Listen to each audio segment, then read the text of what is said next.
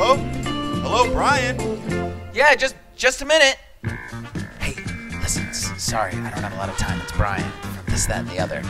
Look, okay, I want to tell you everything. I want to tell you the truth about wood. You want to know about the real stuff? You want to know why the earth is hollow and why we're being run by aliens? You want to know about the stuff they're putting in your Gatorade and why you should be eating your dogs and why renewable resources are a lie and we're living inside of a hologram. And I'll tell you all this, but you have to listen to This, That, and the Other. You have to subscribe on iTunes, Spotify, Stitcher. Don't tell Sam though. Don't tell him. What are you doing? Are you making an ad without me? No, listen, I gotta go. Subscribe to This, That, and the Other. You bastard. 9/11 was a lie. What happened to Bill?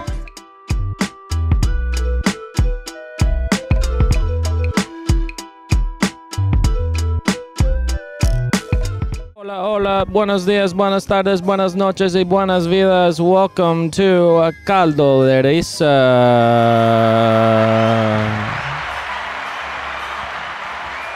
Somos tus hostes con los mostes. I am Danny Archila, and right next to me is Mr. Bryan at TV. Hello. How you doing, bud? Good, man. Good to be back. Good to be here. Ready for another episode of Caldo de Risa. Caldo de Risa, the only Colombian podcast hosted by us. It's true. Yes, that is the facts.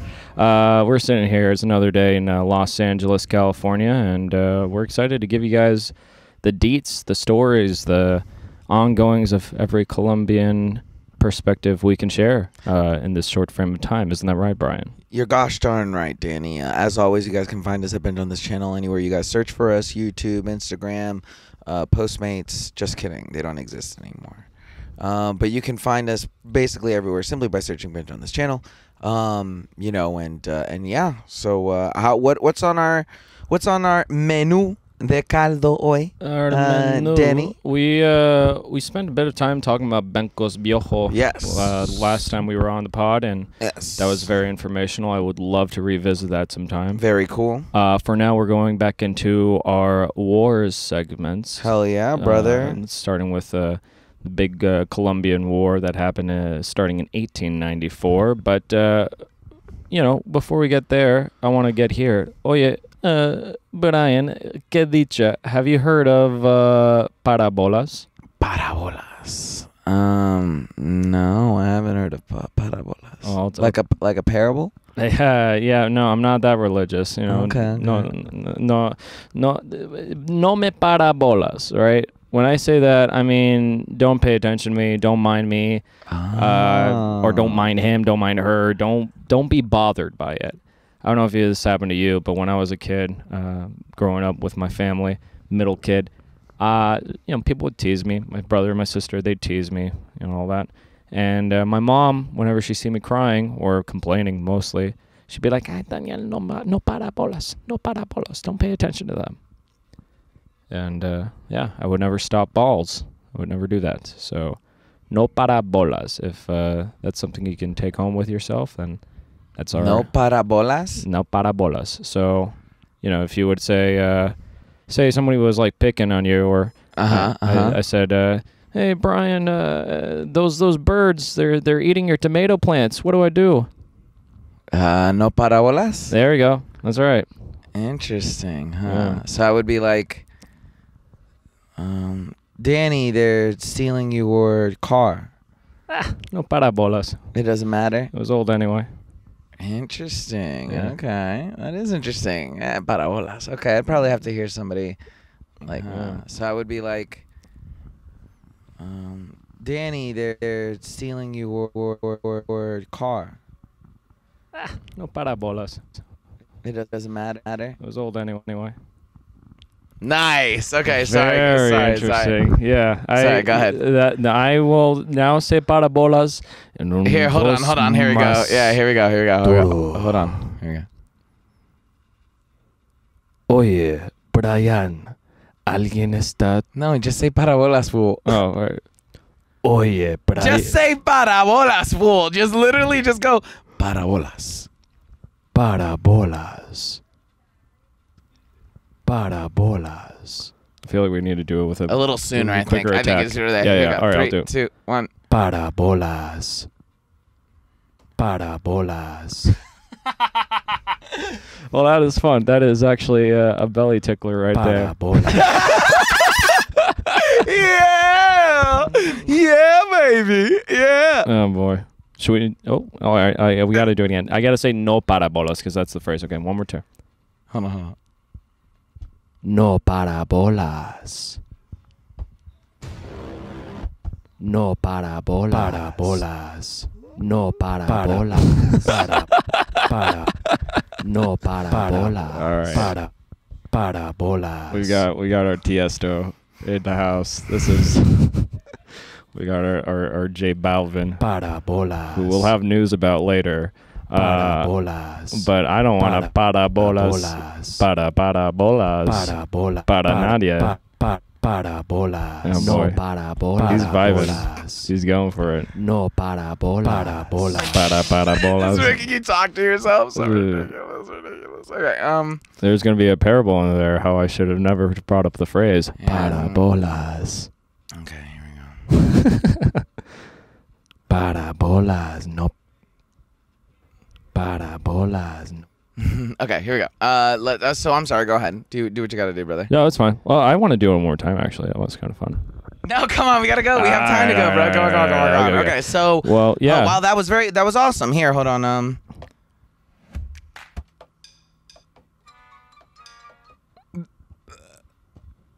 I'm not gonna parabolas here while Brian's figuring it out. So sorry. It's all good. Hold on. This motherfucker. Okay. This is hilarious. This is exactly what I can't parabolas for, isn't that right, señoras y señoras? We are on our way. Estamos en un bus rumba. Oh boy, vamos a bailar into este segmento meno. I don't know how to say main in Spanish. I guess it's central. La gran historia de este día en caldo de risa. Guys, we're going to be going back into our war stories, you know. I think it's kind of important to parabolas. We can't parabolas for nobody. Parabolas. Para nadie. Uy. Oh, that's a good little phrase right there. Parabolas para nadie. Parabolas para nadie. Man, when I try to do dark Spanish, it just does not work. I do not sound parabolas. All right. Parabolas. Okay, we're going to get into this. This is going to happen. So I really quickly wanted to go ahead and bring up that this war, it has a bit of a prologue in that there's like a miniature war beforehand. I think it's important to bring up the War of the Schools, right? War of the Schools. This happened in 1872, and it was essentially like a politic, military type of dispute about, hey, how should school be taught? You know, it's the classic debate about separating church from state, right? And so there was just like there was a little bit of discourse between the religion, the religious standby of Colombia, because as you can tell, it was still majorly influenced by Spain, but also like, okay, the Spaniards with their religion kind of screwed up the country in the beginning anyway. So this would definitely like go on to shape how the human mind was seen philosophically, like as far as the 19th century on for Colombians.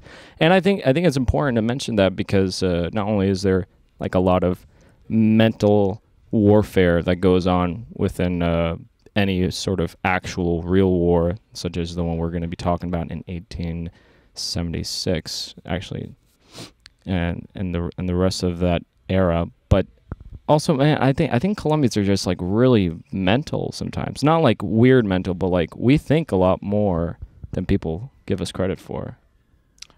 Yeah, you know, you don't move that much coke, you know, not know about it. But yeah, this war sounds good, man. I'm excited. Yeah. So we go on from 1876 into when the Colombian Liberal Party was represented in Congress by Luis Antonio Robles. During this time, the presidency had been previously occupied by Miguel Antonio Caro, or at least he was stepping in after Rafael Núñez died in Cartagena.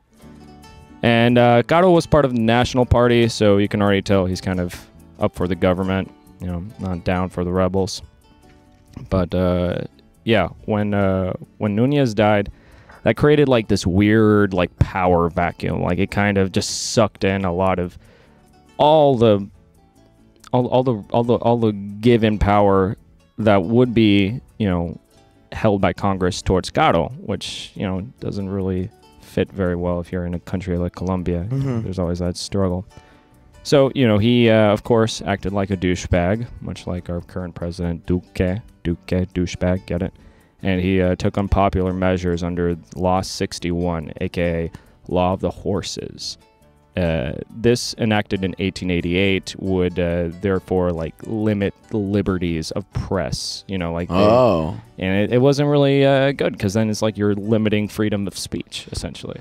So, like, what is, I guess, in the terms of American politics, what is he? Is he like a left? Is he a righty? You know, you said he's pro-government against the liberals. I'd say he's like a Republican. I would say he's like a Republican light, you know, but like also he just definitely doesn't care to have anybody speak out. So maybe more of like a communistic type of control. You know? Cool. Yeah. And also the government would just go ahead and arrest people without even having a trial, which I think is kind of wrong, right? It's sketchy. Yeah, sketchy stuff. So things started to shift a little bit as time went on. On January 22nd, 1895, the director of the National Police of Colombia, Miss Jean-Marie Marcelline Gilibert, I think we'll just call her Jean-Marie because that's a cool name. That's a heroic name. She foiled a coup organized by this dude who had been in exile in Curaçao, General Avelino Rosas Cordoba. Damn. Yeah, so she was able to foil that and therefore arrest President Caro because he was kind of like connected to that, you know. But the rest of the people in the coup, they would flee to Facatavia, where this guy, General Siervo Sarmiento, was organizing some sort of liberal revolution, you know. Yeah. And you know, it's like it kind of speaks to me in the way that passive aggressiveness I found that to be like kind of a big part of like Colombian family dynamics. You know, this too kind of seems like, all right, brother versus sister, you know, sister doesn't want to interact with brother hides away, kind of jabs her in the back, you know, much to her displeasure. It's kind of like it's that. I don't know. I feel what you're saying. I like the idea of like, I don't like it to be too centralized. I think that's maybe more a general Hispanic thing.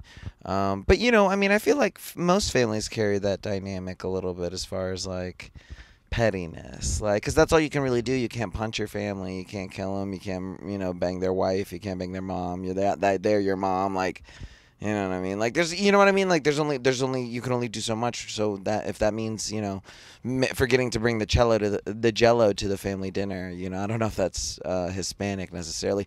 The ferocity of it is probably different amongst Hispanic families comparatively to, like, let's say a WASP family or like something like that. Like, I hear you. Yeah. It's definitely a nice point. Yeah, so I was going to mention that the liberal revolt, they tried to rise underneath the power of General Sarmiento, who was able to escape and along with he's like a liberal? Yeah, he was like a liberal. I guess you would call him part of the revolution, you know, cool. because he was trying to organize the coup, you know. But it didn't really happen. The revolt was actually kind of a failure due to lack of organization. Yeah, and I found that to be something that's similar to people I know, I guess, and I don't want to say just a Colombian community, but I will say people I've known that are also Latin. You know, they have a big mouth, but they don't know how to always execute plans. Maybe it's just more for the reasons of camaraderie, like, oye, vamos a poner las pilas para empezar un negocio. Yeah. ¿Qué opinas de este? No parabolas, tú no haces nada. Right. I feel you. Yeah. 100%. So I think, the lack of organization, it's, you know, it's something that's common. It doesn't, you know, just limit itself to Colombia. Yeah. And on January 29th, 1895, the rebels were defeated over there at La Tribuna, you know, but just at that same day, they had also been defeated by General Casablanca at Tolima, at Español, all these different... They lost twice? They lost plenty of times. Wow. But I feel like we just watched the Suicide Squad with the V in front of it. The reason I bring it up, in the opening area, that opening scene, one team is the distraction while the other team swoops in undetected and gets to continue the mission. Yeah. That's what I felt like happened here, There were actually rebels organizing in Guandale while these other rebels were being destroyed. Yeah. Kind of just like as, all right, we're being like a little Trojan horse or Trojan burrito, Yeah, or like a Trojan empanada. Exactly. So they were able to sneak in, only to be defeated later on at Ibagwe. So, it kind of happens. But somehow they would reconnect, rejoin forces, go over to Ambalema. Ambalema is the name of the town. Mm-hmm. And they would join with more rebels coming back from La Tribuna. So, oh, you just lost? Yeah, we just lost too. All right, well, no parabolas. Let's go on. Let's try to find our way through. In Boyacá, there were actually rebels led by, big name here, Pedro Maria Pinzon. Nice. Right? Seems to me he was a bit of a general, right? He would go ahead and march with about 1,600, right? When people put it's like 16, it's not 1,600. You can say 1,600 and not sound like total jackass. Sure, yeah. Yeah. And I'm not good with math at all. Right. I always wonder about this. But 1,600 men would march with him to Tunja to, go ahead and join the northern forces. And they were actually pretty successful. They beat the government's front over there at Soto, while also heading over further to Tunja. But then they decided, let's not go there. Pinzon would join their forces with 1,400 more at Tuitima. I suppose if we were to do the math there, that would be about, 3,000? Yeah, 3,000 soldiers. Man. Yeah, so this Pinzon guy, he didn't parabolas for anybody. Not at all. No, sir. And then they would go ahead, reverse course, head back over to El Cocoy with rebels from Santander, right? And Santander is really almost where they would start to take their final stand, or at least that's where it's starting to head towards as far as the direction of the war, right? Their rebels were starting to be overpowered when Colombian government. I think immigrants from Venezuela infiltrated Colombia, actually from Rubio, and they invaded the province of Cucuta just to go ahead and try to defeat Pinzon's people, And it's interesting because it's just like, man, why? It's not even this is our battle. Venezuela, stay out, dude. You don't need a. This is Gran Colombia, but you're not being a Gran Colombiano. There you go. You should not parabolas for us. You should go fight some sea monsters. Exactly. Honestly. Actually find a real battle. Yeah, exactly. Choose your own battles. I gotta say, the more I think about this type of stuff, with the war, the more I wonder, man, I must be a regular Colombiano because I pick imaginary wars with people all the time. Yeah, but I mean, you win sometimes though. These wars sound like they never fucking. It never really sounds like there's any resolution. It always sounds like it's just one person wins, and then you and I are both okay, but don't worry, next week they're gonna just keep fighting again. And it's kind of a bummer, right? I love it, right? Because we're learning, you know what I mean? And it's but isn't it kind of a bummer?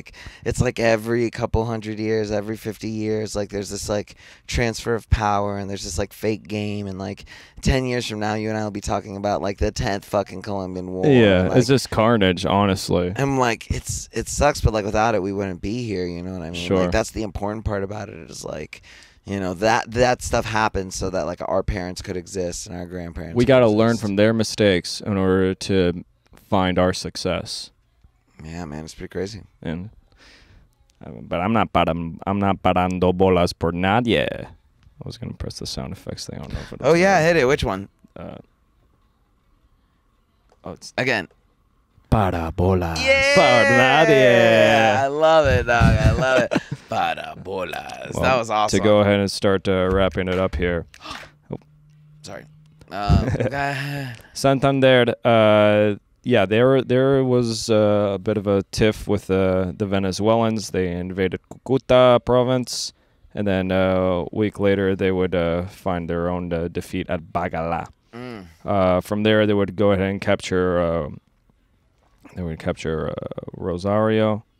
Actually, you know what? I didn't even know Rosario was in this fight. No, Rosario is a town. That's my bad. They would capture these towns of Rosario and Cucuta. And then February 18th, all right, this is the part where it gets a little juicy. All right, this is where it starts getting juicy. 2,000 warriors left Cucuta towards the south while under the control of Jose Maria Ruiz and Pedro Soler Martinez, right? And they would go ahead and join forces with other rebels over there at Boyacá and march towards various small villages like Pamplona, San Andres, Malaga. March 15th, that was the final stand. And there was a 3,000-person government front just facing the rebels under the control of General Rafael Reyes. And I'll tell you what, man, he had no bolas para parar. You know, like he just went ahead and did the deed. Bloody battle. About 1,000 people died, and the government won. It was weird. So in the aftermath, General Rafael Reyes, he would go on to actually like benefit from this in the sense that he had a higher reputation from these victories and essentially get elected to be the president of Colombia. You know, toot sweet.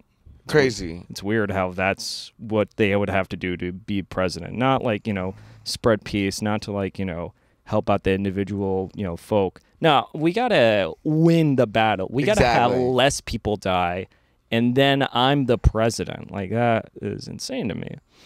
In any case, the victory over the liberals didn't really stop any conflict, as we both know. And, of course, we would go on to see the next big civil war, which we would call the 1,000 Days War.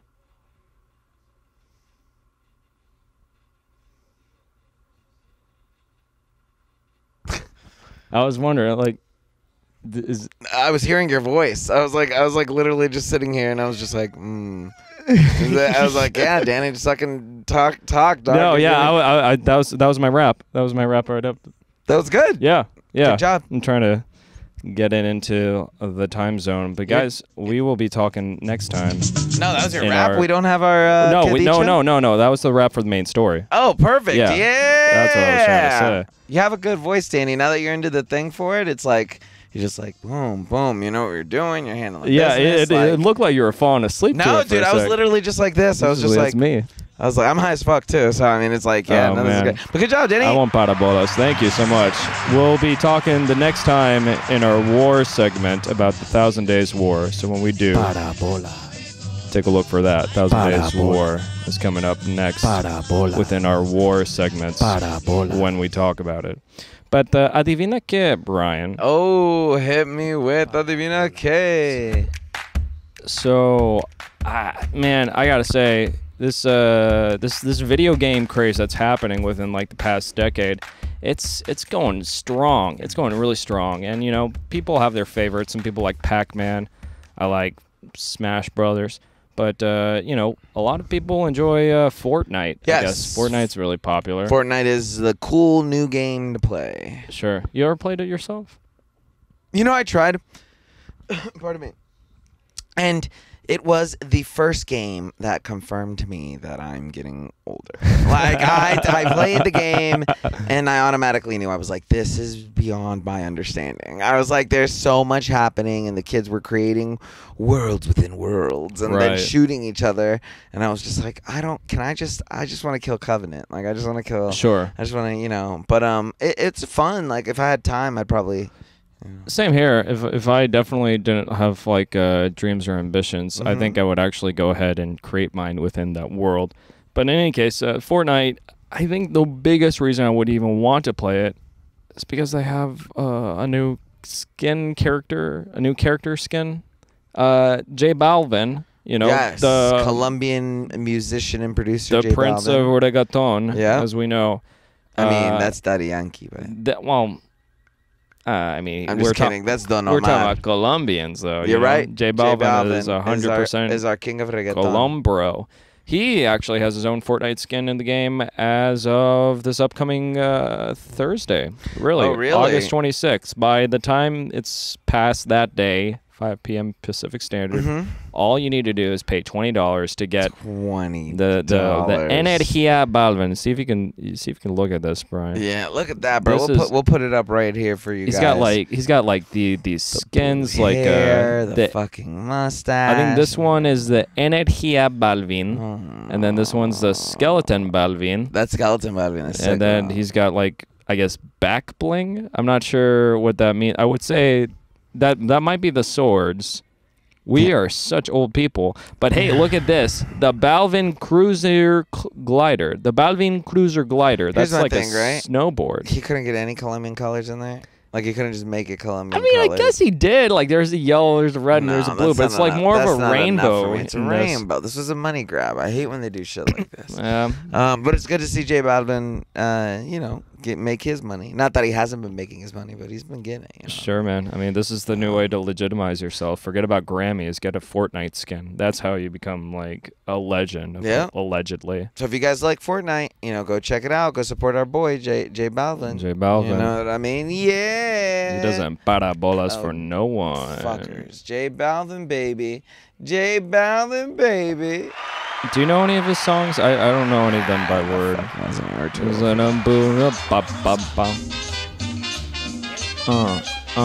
Yeah.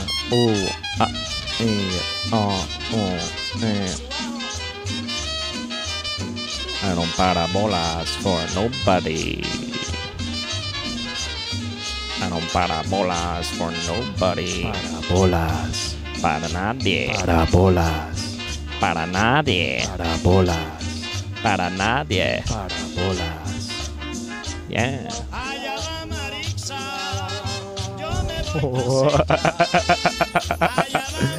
Man. Parabolas. I gotta get on some of that fantasy flan you're on, man. Parabolas. Para nadie. Parabolas. Para familia. All right, where are we at? Well, we are actually nearing one of our final segments. La Guerra por la Tierra. Yes, quick update on what is politically happening in Colombia. Yeah, how Colombia is making their mark in the political landscape of the free world. So let's give them an update.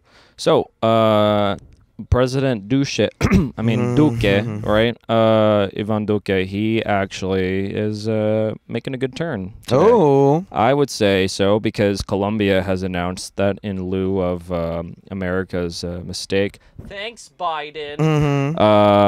Colombia is opening their borders to host any and all Afghan refugees they can have. And while Duque was like, I don't know how many people there will be, experts predict about 4,000 will enter the borders of Colombia for sure. Yeah, that's that's awesome. Obviously everybody knows what's going on in Afghanistan, and if you don't, get out from under your rock. But the U.S. evacuated and essentially left everything for the Taliban to come through and regain their country, and so there's been a lot of people running and bailing and freaking out, as they should be. And so there have been some people who won't let them come in. Putin isn't going to let anybody in. So it's nice to hear that our home country is stepping up. So. Yeah, they're stepping in, and it's not so surprising to me because Colombia's had a history of just like accepting refugees before. Like the 2 million Venezuelan migrants of their own upheaval, and not to mention FARC is pretty similar to Taliban. You would have to say. Yep. Do you agree or disagree? I'm not going to agree with you on whether FARC is the same as Taliban. You can disagree. I want to hear you disagree if you can. I just don't know enough. Oh. Well, I just feel like, because FARC tried to take over Colombia's government, so in a way, Taliban's doing the same thing over there. They're trying to do the upheaval. But that would mean that FARC was started by the government. Yeah. Well, that's something that we got to involve ourselves in. Or we just don't parabolas until we get the facts down. Good job on opening your borders to everybody, guys. We're very proud of you, Colombia. Good job. Yeah. You did all right, Duque. You did all right. You did all right, buddy. Yeah. Well, I don't know how you feel about this, Brian, but How do I feel about it? I feel like we did a good job. I feel like we did great, bro. Yeah. We did fucking baller, dog. Oh, we did a Parabolas baller. That's what these are wonderful samples you got going on here. This is wonderful, Jay Sada. Oh, Out in Italy right now, our producer. This is our theme music. okay, that's right. This is the theme music. Oh man, Caldo de risa. Yo. We're smiling with super mouths, and we want some avocados too. Bienvenidos a Caldo de Risa. Caldo de risa. Con mis amigos, Danny and Bryan. Bryan TV. Busca al gatito. Bring me the pussy. Nadie para bolas para aquí. Parabolas. Oh, it stopped it. All right, let's close out. Fair enough. You guys could find me at Archila on Instagram. I'm saying that tentatively. I'm hoping more things will come by. But for now, I want to be able to spell that out because I noticed there's an extra A in my last name on the plug. So it's Archila, Archila. Yeah. So that's about 4 A's, I would say. You know it, brother. I Thank love you. it. I love it. Brian, Parabolas. Oh, god damn it. well, let's not parabolas. Let's hear where they can find you, Brian TV. You guys can find me at you guys can find me at Instagram at @TheReal_Brian TV. You can find us at Binge on this channel either on YouTube. You can find us on Instagram. You can find us everywhere available. We are everywhere. You type us into any podcasting thing, Binge on this. We are going to be the first ones to pop up. And not just that, you're also going to be able to watch other great shows such as This, That, and the Other, Same of All Trades, Roll 420s, both versions, Call of Cthulhu, and Dungeons and Dragons. We have Murder, Death, Kill with some of LA's hottest comedians on there talking about murder, death, and killing. We also have The Sacred Circle with Dr. Alex, a spiritual guide and guru. And we have, of course, Caldo de Risa with my brother Danny and me. And then we have so much more coming up. Eclectic Radio. We have Olden Times TV. We have a lot of stuff. So just keep an eye out for us. You can support us by going to the Patreon. And you can, if you want to donate, we have different tiers. We are, there's so much that you guys can do to help us, even for just like $1 a month, $3 a month. That's less than the condoms you guys pretend to use. There's different levels. It's very cool. You guys can go check it out. The link's in the bio. But other than that, please give us reviews, 5 stars. Caldo de Risa goes live on the 10th episode, and so just once that goes live, it'd be really cool to be able to get 10 reviews. Yeah, and here's some interaction. We want to hear what our listeners think of Caldo de Risa and the other shows on Binge on this channel. Exactly, man. Exactly. Interaction is encouraged. Otherwise, we won't be parando nos bolas. Absolutely. Yeah. Danny, as always, it's been a wonderful pleasure, my friend. A true good thing. Oh, shout out to my mommy Sandra, who's just back from Portugal. She's been catching up on all of the episodes. She's very happy about how we're doing. So, that one's for you. We're very proud of you and happy that you got married. Danny, thank you so much for pushing me to do this show, to discover more about myself as a man, as a human being. Yeah. I mean, that's all we're trying to do. Just find out who we are by doing what we should do and learning what we shouldn't do. And I feel like that's also been from your patience and guidance. It's all apples, baby. Apples. And remember, guys, like we always say at the end of every show, al que no le gusta el caldo, se le dan 3 tazas. Adios. Saludos. We love you. Dios te bendiga. Mwah, mwah. We will hear, see, and understand from you next time on Caldo de Risa.